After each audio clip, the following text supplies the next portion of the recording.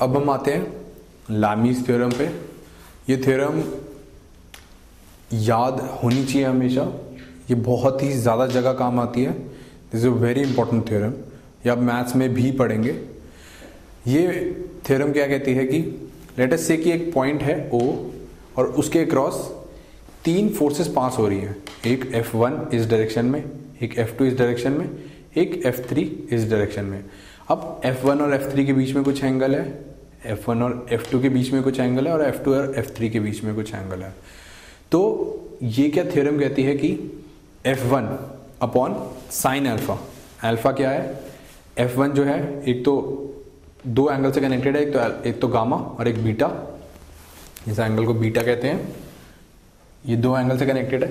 तो जो तीसरे एंगल से कनेक्टेड नहीं है, ये सिर्फ ये जो थ्योरम है ये सिर्फ तीन फोर्सेस की थ्योरम है। जब तीन फोर्सेस एक पॉइंट पे लग रही होती हैं, ये थ्योरम सिर्फ तभी यूज होती है।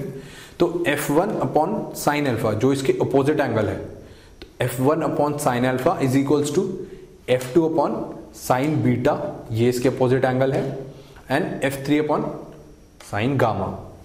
तो ये तीनों टर्म्स इक्वल होती हैं। This theorem is very important, ये भी काफी जगह काम आएगी, ये हमेशा याद रखें। Now let us come to this example of a booklet. इसमें क्या दे रखा है कि एक यहाँ पे रिंग है जो इस सर्कुलर पाथ से अटैच्ड है with the use of a spring.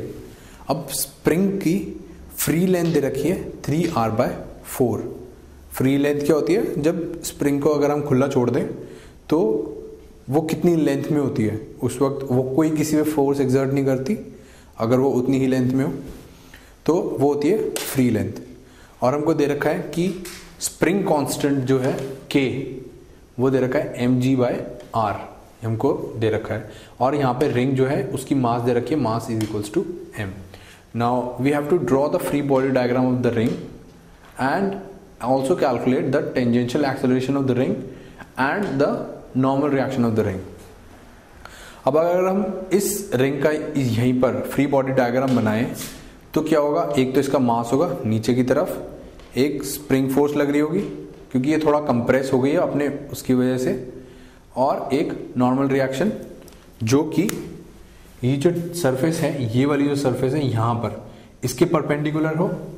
तो इसके परपेंडिकुलर कब होगा, जब ये जो इसकी जो यहाँ पे टेंजेंट है इसके परपेंडिकुलर होगा तब। अब आपको पता है कि कोई भी सर्कल होता है, अगर उसके टेंजेंट के परपेंडिकुलर किसी भी एक पॉइंट पे, सपोज करो ये हमने पॉइंट लिया, इसके इस टेंजेंट, यहाँ पर एक टेंजेंट बनाई, इसके परपेंडिकुलर अगर हम कोई भी लाइन मारेंगे, खींचेंगे इस पॉइंट पर, तो वो सेंटर से पास होगी। तो ये जो नॉर्मल रिएक्शन है ये हमेशा सेंटर से पास होगी। तो अब हम देखते हैं कि जो स्प्रिंग है उसके अंदर एक्सटेंशन कितना हुआ है, ये जो स्प्रिंग है इसके अंदर कितना एक्सटेंशन हुआ है। अगर हम इसके अंदर कैलकुलेट करें कि ये इसकी लेंथ है टोटल और ये यहां से 60 डिग्री बना रही है, तो हम देखते हैं कि CO जो है पॉइंट है, CO this is the radius R। Similarly CP ये भी रेडियस R है। जब ये दोनों एंगल इक्वल हो गए, इसका मतलब ये भी 60 डिग्री है, ये आपने 10th में आपने पढ़ा होगा ट्रिग्नोमेट्री में, ये 60 डिग्री है, आइसोसेलेस ट्रायंगल बन गया ये, तो ये भी 60 डिग्री है, ये भी 60 डिग्री हो जाएगा। अब दो एंगल 60 डिग्री हो गए तो थर्ड भी एंगल हमारा 60 डिग्री होगा। इसका मतलब COP जो ट्रायंगल है वो इक्विलैटरल ट्रायंगल है। इसका मतलब OP जो लेंथ है वो हमारी R है, OP। अब OP क्या है, हमारी लेंथ ऑफ स्प्रिंग। अब हमको दे रखा था कि L जो कि इसकी फ्री लेंथ होती है वो 3r/4 थी। इसका मतलब जो हमारी स्प्रिंग है वो कुछ खिंची हुई है। तो ये क्या हुआ, हमारी जो बाकी बची लेंथ हुई कितनी खिंची हुई है, x is equals to r minus 3r/4। 3r/4 जो इसकी फ्री लेंथ थी और r जितनी लेंथ अब हो गई है, तो r/4 से ये एक्सटेंड हो गई है। ठीक है, तो जो फोर्स स्प्रिंग लगा रही होगी इस रिंग पर अंदर की तरफ, क्योंकि अगर ये जो स्प्रिंग है ये खिंच चुकी है तो ये वापस कंप्रेस होना चाहेगी, तो जो ये जो रिंग है, इस रिंग पर ये फोर्स लगाएगी अंदर की तरफ, which will be in this direction. तो जो हमारी फोर्स की वैल्यू आएगी वो आएगी k इंटू एक्स, के जो कि स्प्रिंग कांस्टेंट होता है, ये आपको पता होगा। और ये हमको दे रखी है इसकी वैल्यू क्वेश्चन में, which is mg upon r। तो mg upon r into r by 4, so spring force comes out to be mg by 4। Now let us see की let us calculate tangential acceleration of the ring. तो tangential acceleration calculate करने के लिए हमने क्या करा, हमने जो कोऑर्डिनेट एक्सिस डिफाइन करी वो ऐसे डिफाइन करी कि जो पॉइंट P है उस पे जो टेंजेंट है उसके अलोंग एक्स एक्सिस और उसके परपेंडिकुलर डायरेक्शन में वाई एक्सिस। तो अगर हम इस एक्स एक्सिस की डायरेक्शन के अंदर देखें तो हमारी क्या क्या फोर्सेस आएंगी। एक तो फोर्स F जो कि आएगी F साइन 60, और एक आएगी mg और वो आएगी mg, अगर हम इस डायरेक्शन के अंदर देखें तो mg cos 60 आनी चाहिए, और इस डायरेक्शन के अंदर इसके परपेंडिकुलर तो आएगी mg sin 60।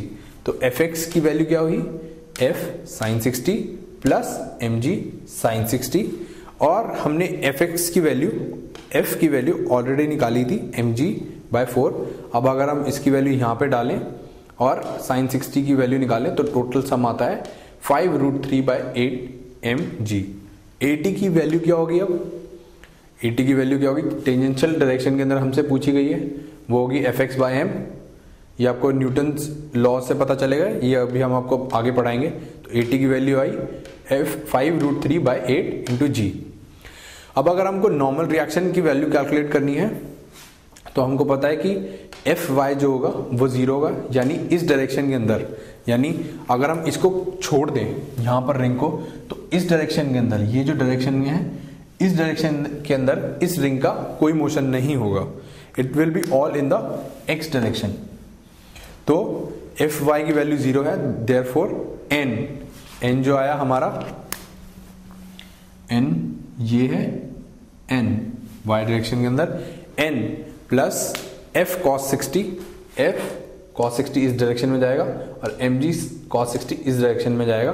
तो ये दोनों इक्वेट हो जाएंगे, n plus f cos 60 is equals to mg cos 60।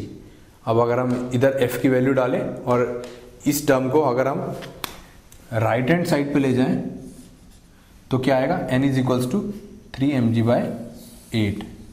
अब इधर अगर आप साइन कन्वेंशन देखें तो क्या होता है कि जो सिमिलर डायरेक्शन के अंदर है, सपोज करो ये जो y है, अगर ये पॉजिटिव y वाली जो वैल्यूज हैं, ये जो हमने डिफाइन करा कि अगर जो फोर्सेस हैं y इस डायरेक्शन के अंदर है तो वो वाली पॉजिटिव होती है, लेकिन अगर नेगेटिव डायरेक्शन के अंदर है तो वो नेगेटिव होती है। तो हम क्या करते हैं कि पॉजिटिव डायरेक्शन वाली फोर्सेस को नेगेटिव डायरेक्शन वाली फोर्सेस से इक्वेट कर देते हैं। तो पॉजिटिव डायरेक्शन वाली फोर्सेस कौन कौन सी है, एक तो n जो इस साइड है, प्लस f cos 60, अगर हम इसको ऊपर लें तो ये भी इस डायरेक्शन के अंदर आएगी, वो आएगी f cos 60। अब नेगेटिव डायरेक्शन वाली कौन सी है, mg cos 60, mg cos 60 उस डायरेक्शन के अंदर जाएगी, ऐसे आ जाएगी, ये देखिए ये इस डायरेक्शन के अंदर आ जाएगी। तो इधर जाने वाली फोर्सेस इधर जाने वाली फोर्सेस के इक्वल होनी चाहिए, या फिर हम इसको क्या लिख सकते हैं, क्योंकि mg नेगेटिव टर्म में है तो अगर हम इसको इक्वल टू हटाकर यहाँ पे minus this is equals to 0, क्योंकि अगर यहाँ पे Fy इज इक्वल्स टू 0 था तो अगर हम इसी इक्वेशन में डालें तो n प्लस f cos 60, क्योंकि ये दोनों पॉजिटिव हैं इसलिए पॉजिटिव, और क्योंकि ये नेगेटिव डायरेक्शन में जा रहा है तो इसके आगे हम नेगेटिव साइन लगा देते हैं और इक्वेट कर देते हैं इसको 0 से। दोनों तरीके बिल्कुल सेम है। ये जैसे जैसे आप क्वेश्चंस प्रैक्टिस करते रहेंगे आपको जो साइन कन्वेंशन है ये बिल्कुल क्लियर होता रहेगा। आप प्लीज ध्यान रखें कि यहां पर गलती से भी पॉजिटिव ना लगा दें। अगर ये पॉजिटिव लगा देते हैं तो एक क्वेश्चन आपका पूरा रॉन्ग हो जाएगा। सिर्फ एक प्लस और माइनस की गलती की वजह से आप अपने सारे मार्क्स लूज कर सकते हैं। तो इस साइन कन्वेंशन का हमेशा ध्यान रखें।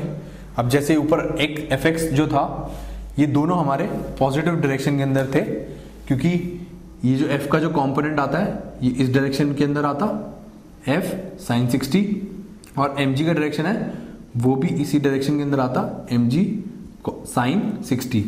इसलिए ये दोनों एक ही साइड पे लिखा गया और इसको इक्वेट कर दिया मास इनटू एक्सेलरेशन से। ये कंसेप्ट मैं आपको आगे